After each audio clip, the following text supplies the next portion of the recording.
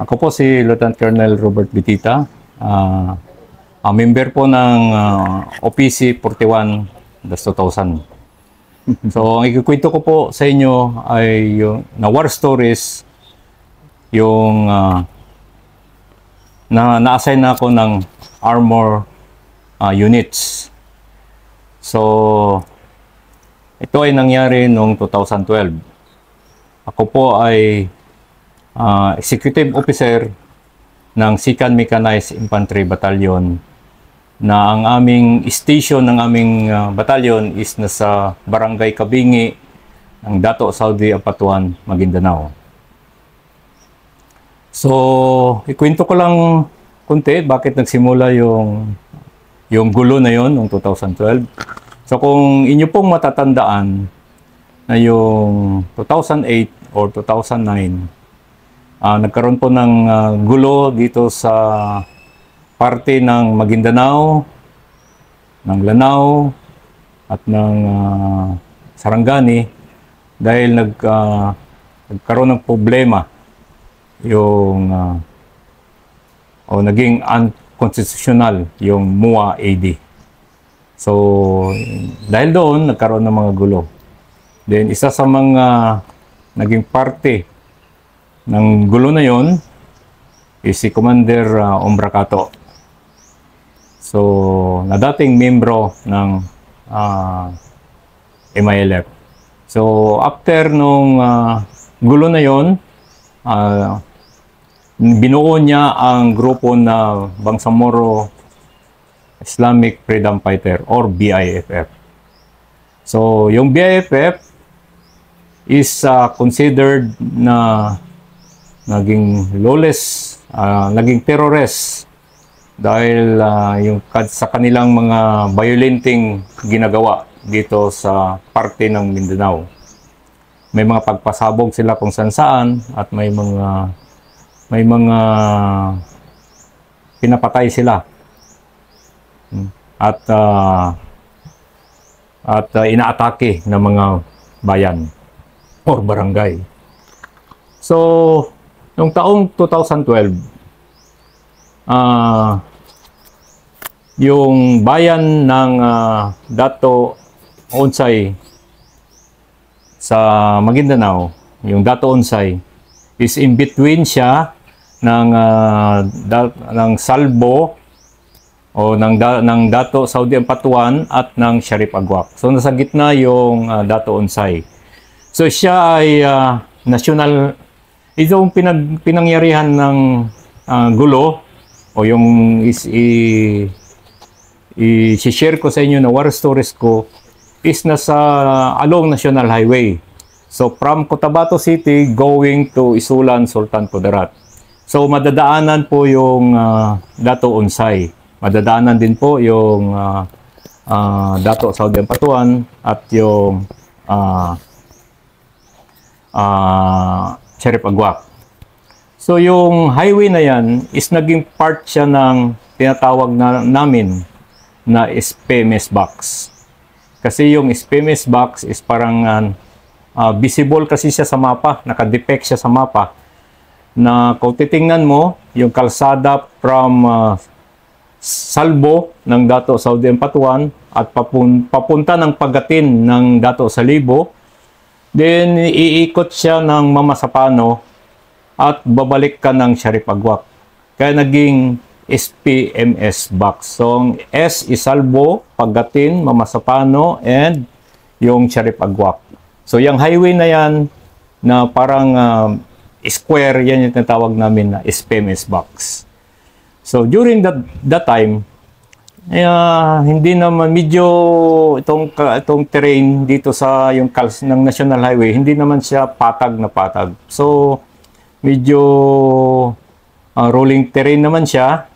Pakurba-kurbada yung kalsada. So, may mga maliliit na burol o bundok sa gilid ng highway. So, during 2012, nagkaroon ng mga evacuation dyan sa mga barangay ng Dato Onsay. So, nung nagkaroon ng evacuation, yun na pala yung simula na magkakaroon ng blockade, yung BIFF. So, blockade nila yung National Highway from Mita sa sentro ng Datoonsay hanggang sa boundary namin dito sa Dato, Saudi Ampatuan. So kung matatandaan nyo, kung nakadaan na kayo sa National Highway na yan, yung may arko na papasok ka from Cotabato, papasok ka ng Datoonsay hanggang doon sa may tulay ng Mita ng Datoonsay. So yun yung giblock nila ng BIFF. So walang makakadaan na mga sasakyan, civilian man or military dahil nandoon sila sa National Highway. So ang sitwasyon, yung mga detachment namin na nandyan, inattack nila ng gabi. Kasama yung battalion headquarters namin. Nagkaroon sila ng simultaneous attack sa lahat ng military installation diyan sa area ng Dato Saudi Ampatuan, Dato Salibo, Dato Piang, Mama Sapano, at sa Sheriff Agwak. Yung Old Capitol kung saan yung aming mechanized brigade is inattack din nila. So, pag-attack nila ng gabi, kinabukasan, kailangan naming reinforcean yung mga detachment na ina-attack nila, na matindi nilang inattack yung nasa loob ng Datoonsay. So,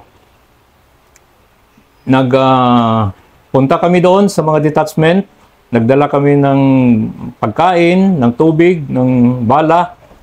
But while papunta pa lang kami, nung papasok na kami ng arko, ng boundary ng Dato Saudi Ampatuan at ng Datoonsay, may mga nakita na kaming, ako bilang battalion executive officer, ako nag-volunteer sa aking battalion na ako ang magdadala nung process na magre-reinforce at maghahatid ng mga pagkain ng bala doon sa mga detachment. Ilan ang dala mo, Bob, na bakal nun? So, 10 pong armored vehicle ang dala ko. Kasi dahil nga sa lakas ng putukan ng gabi na yon, so in-expect namin na napakaraming kalaban itong aming susuungin. So kaya hindi na po kami dalawang isip, binuhusan na po namin ng forces para masiguro po na ami pong ma-reinforcean at mabigyan ng mga suporta yung aming mga detachment. So during that time, pumayag yung aking battalion commander at may sumama pa sa akin na isang lady officer ko na gusto rin masubukan kung paano ang tinatawag na encuentro. So pumayag yung battalion commander ko na pasamahin sa akin. So pumasok kami kasama yung 10 armored vehicle. So nasa pangatlong armored vehicle ako nakasakay. So medyo kita ko rin yung harapan. Kaya nung huminto yung leading vehicle namin, kasi yung daycare center nung isang sityo dyan sa boundary namin ng Datoonsay is pinagkukuha nila yung mga table na maliliit ng mga estudyante, ng mga pupil, yung mga upuan at nilagay sa highway. So para magsilbing obstacle sa mga sasakyan ng sundalo at para magsilbing obstacle sa mga civilian vehicle. So parang Bob, parang wild west talaga yung dating nito, parang sa cowboy ba na talagang kahit anong gawin ng mga bandido, parang ganun ang nangyayari pala nung panahon na yon, itong sitwasyon na kinukwento mo. Opo sir, kasi alam na nila kasi nag-evacuate na yung mga tao. So alam nila yung lugar na yon yung mga bahayan na yun, wala nang mga katao-tao. So, sila na yung nagpwesto doon sa mga bahayan.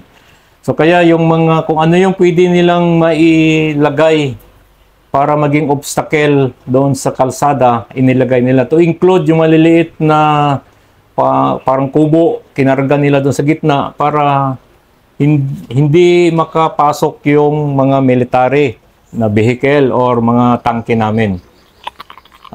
Isa pa, duda namin doon sa pinaglalagay nila is nilalagyan nila ng bomba. Kaya kami maingat namin tinahak yung highway. Pagdating namin doon sa pinakaunang obstacle kung saan yung sinasabi ko na yung mga upuan ng daycare center at mga table doon, yun ang nilagay nila sa gitna. So, nung iniwasan namin yun kasi baka may bomba, dumaan kami sa gilid, tuloy-tuloy, siguro naglampas lang kami ng mga 10 metro doon, nag-umpisa na yung putukan. So, tinitira na kami nung galing sa high ground. So, armored vehicle yung dala namin. So, hindi po kami kinakabahan dahil hindi naman tatalab sa amin yung mga sandata nila. So, while papunta, pinuputukan din namin sila. So, nagkakaroon ng engagement. At yung ini-expect namin na sila ay makikipaglaban ng harap-harapan at doon sila sa National Highway mag-stay. So, nung nakita nila na armor pala yung papasok, nagsipagtago sila, pumunta sa mga high ground at doon po tumitira sa amin. So, eventually, dahil wala kaming kalaban na nakita sa highway, pumuputok sila doon sa mga high ground na malayo sa highway. So, naabot namin yung isang detachment. So, naibigay namin yung mga tubig, pagkain, bala. Then, nag-briefing kami konti doon sa mga tauhan namin. After that, by the way, yung isa palang mission din namin is i-locate yung mga pinatay nila, checkpoint nila ng gabi doon sa National Highway. Na military o civilian? Mga report noon, sir, is mga civilian at military na checkpoint. So, ilolocate namin, then i-reinforcean yung mga detachment namin na malakas na inattack nila o matinding inatake nila. So, reinforcean namin yun. So, ginawa namin, nung galing naman kami doon sa pangalawang detachment, unang detachment na pinuntahan namin, paglampas na namin ng mga ilang metro, pumuputok na naman, pinuputokan naman kami. Dahil sa tangke ngayon dala namin, hindi makapenetrate yung mga sandata nila, matagumpay namin narating yung pangalawang detachment. So doon sa dalawang detachment, bago kami nakarating sa pangalawang detachment, nakita namin sa highway, kasi nga may mga nilalagay sila ng obstacle, mga kubo-kubo. Malayo kami, kala namin na nakita namin is mga poste na inilinya nila sa highway. Pero nung malapit na kami, napansin namin yung itim na bagay doon na nakalinya is yung pala mga tao na pinatay nila. So maghapon kasi, hapon na kami nakapasok doon. So maghapon yung tao na ibilad sa init. So medyo nasunog yung balat at umitim. Kaya nung malayo kami, kala namin poste. Pero nung malapit na pala is tao. So may dalawa silang pinatay na tao doon. So yun ang ginawa namin. Sinecure namin yun. Pinakuha namin sa trupa para maihatid sa Isulan. So while inantay namin yung pangalawang grupo na galing sa Ripagwak para kuha ng mga bangkay, so nagkaroon ng yung grupo na galing ng Ripagwak ay nagkaroon ng engkwentro rin, katulad din sa amin na tinitira sila. So bilang kami, kasi 10 yung dala namin na tangke, sa kanila 4 lang. At hindi sila kasi yun yung mahigpit na pinababantayan nung mga BIFF, yung galing Seripagwak, kasi doon yung brigade namin, doon yung maraming forces nila. So hindi nakatawid yung tropa namin galing ng Seripagwak, kaya kami yung dumikit doon para ma-link up namin yung mga tropa at makuha yung mga bangkay. So during encounter namin, so doon ko napatunayan na yung BIFF ay talagang terorista. Dahil yung mga tao na dumadaan, hindi man military, ay kanilang papatayin. So, at nung pumasok yung military, pumasok kami, hindi naman sila nakipaglaban ng maayos. Kumbaga, pagpasok namin, nagsitakbuhan sila at lumayo sa National Highway. So, bilang ang kagandahan bilang armor is may shock effect kami kasi pumuputok yung aming mga machine gun at mabilis yung aming movement dahil di kami napipigilan ng kahit anong mga kanilang mga obstacle na nilagay at hindi sila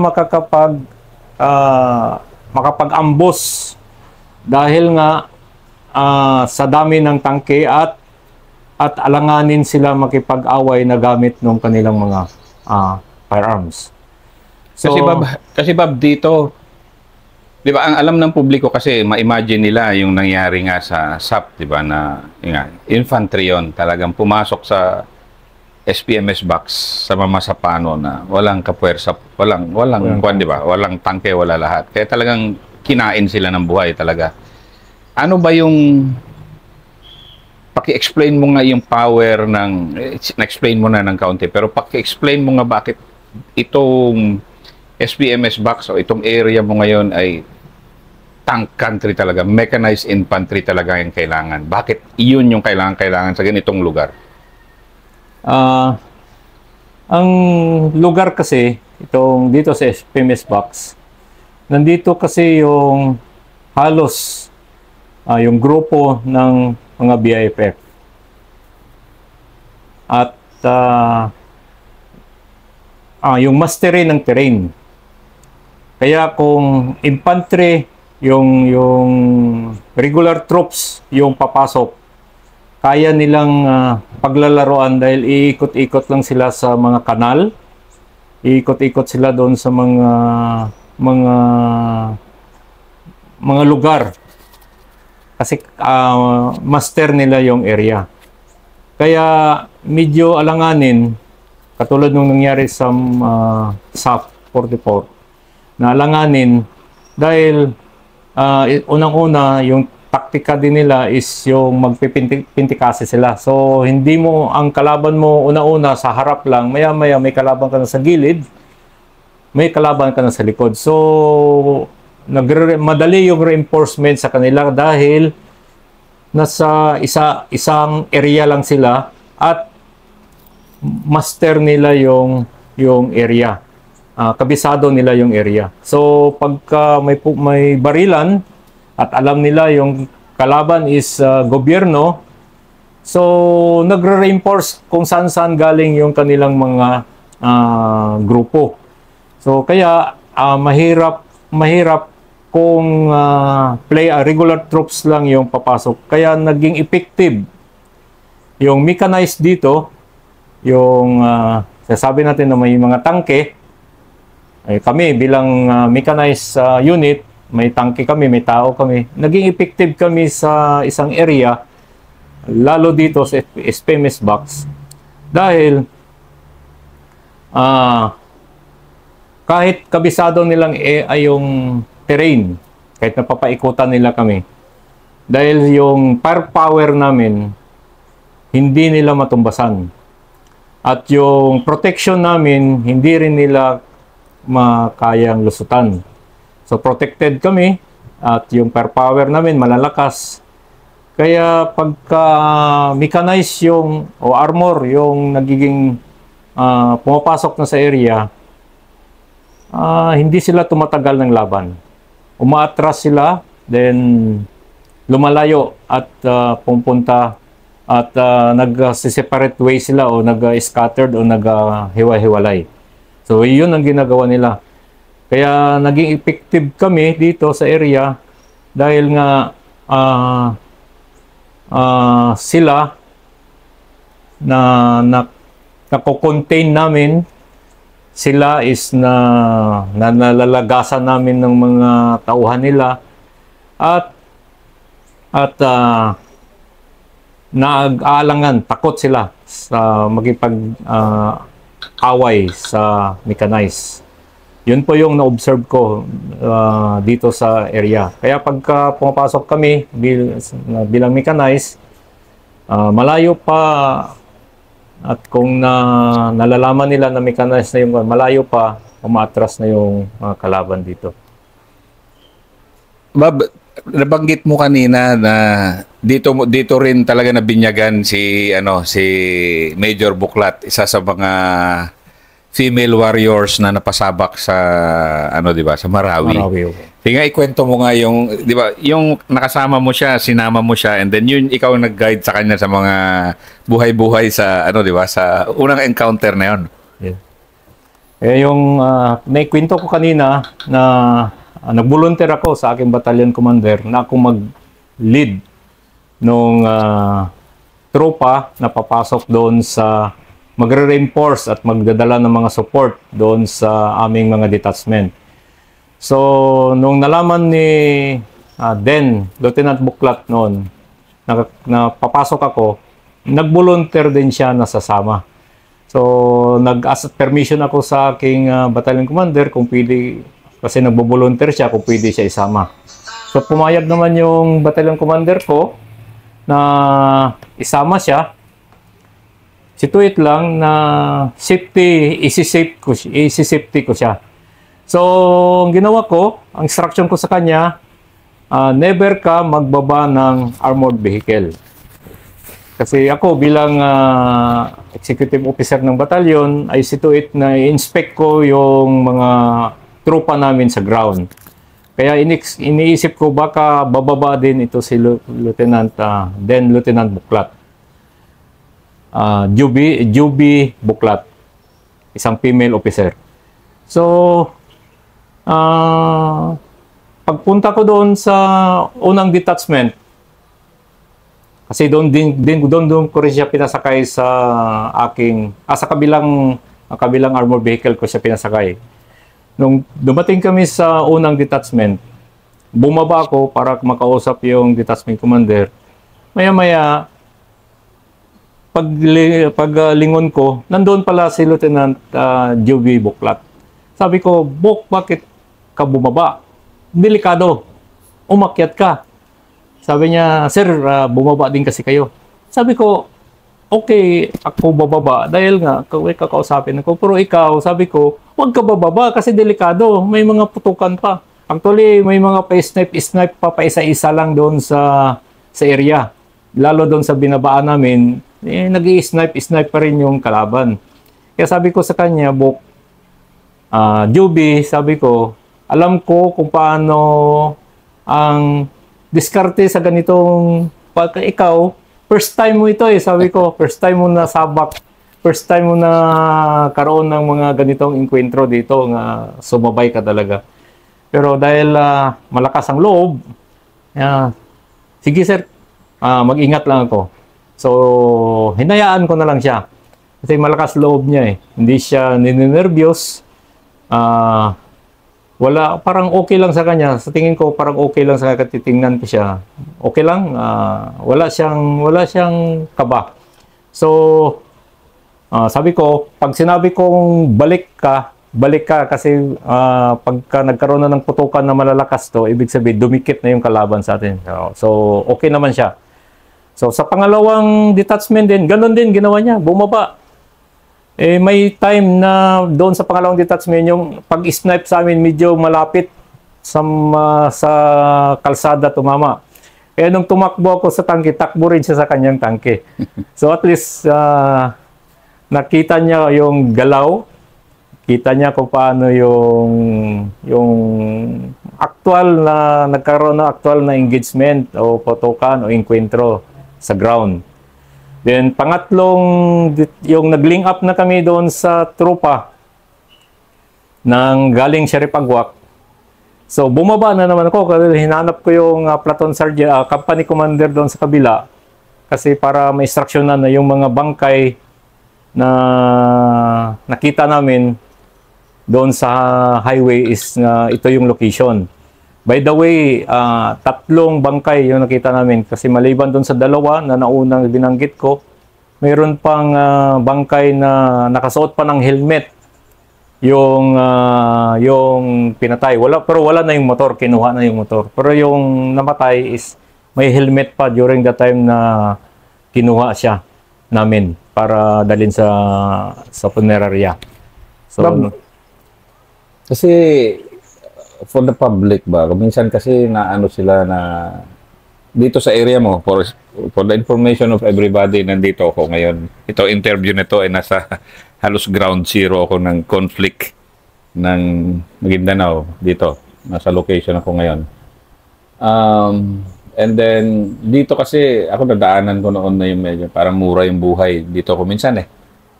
Di ba? Parang, minsan, di ba, napakalaking issue sa mga NPA area, mamatay yung isa, laking issue na, di ba?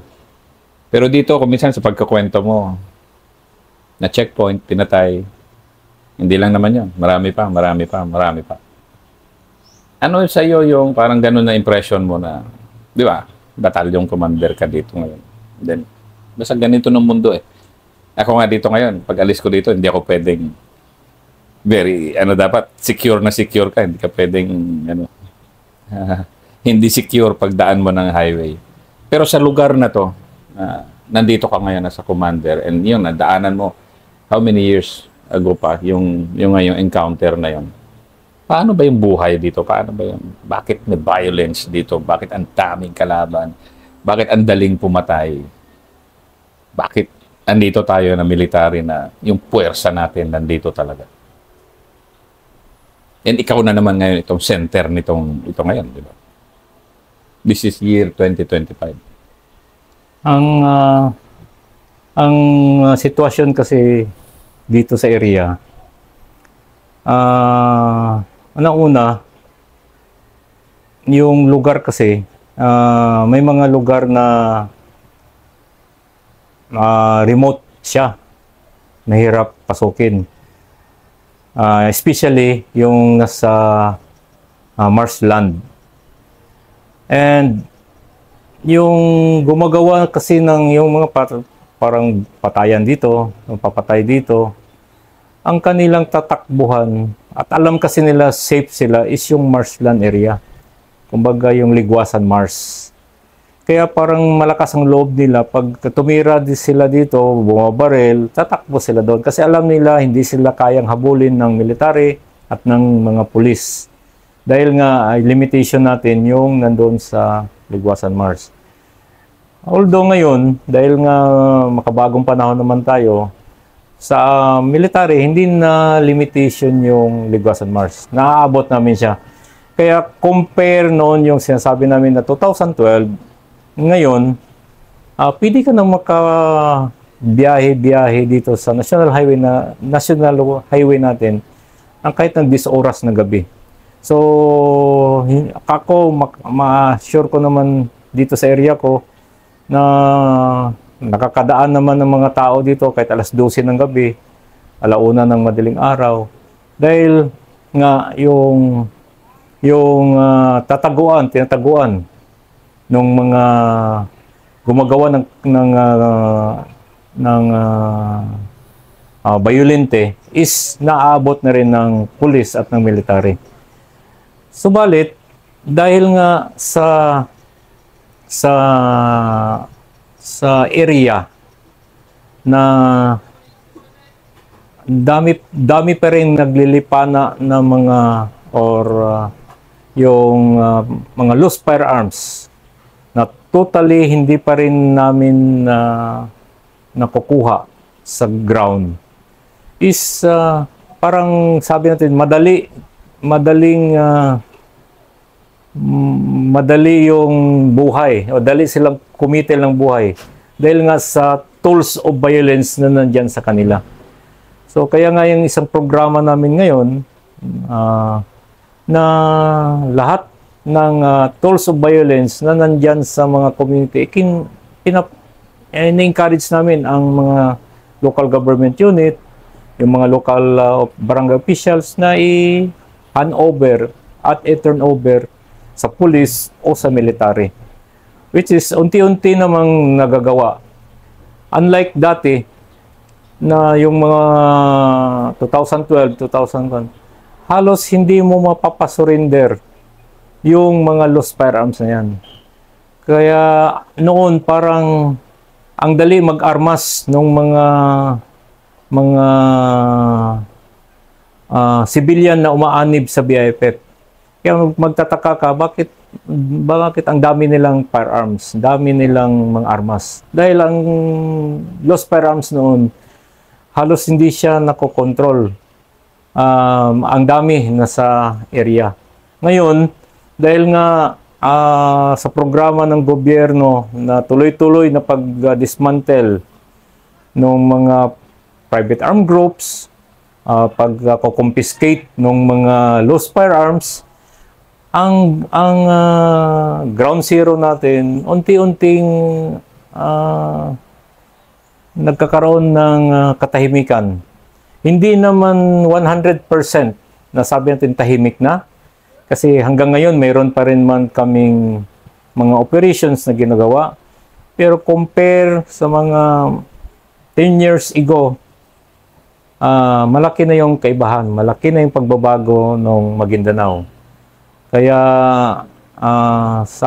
dito sa amin, patuloy din naming hinihikayat yung mga local government unit, yung mga barangay officials, yung community, na yung mga lost firearms nila is tuloy-tuloy lang sa pag-handover at pag-turnover. At yung mga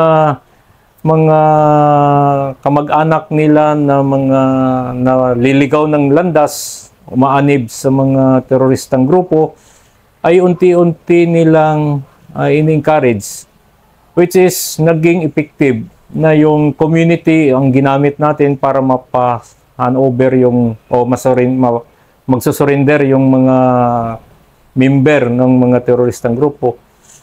Naging effective yun na hikayat nila yung kanilang mga kamag-anak at mga member ng pamilya nila. So, yun po yung kaibahan noon at sa ngayon, sir, dahil iba yung sitwasyon pagdating sa community noon, pagdating sa paghahawak ng mga armas at sa ngayon. Yun po.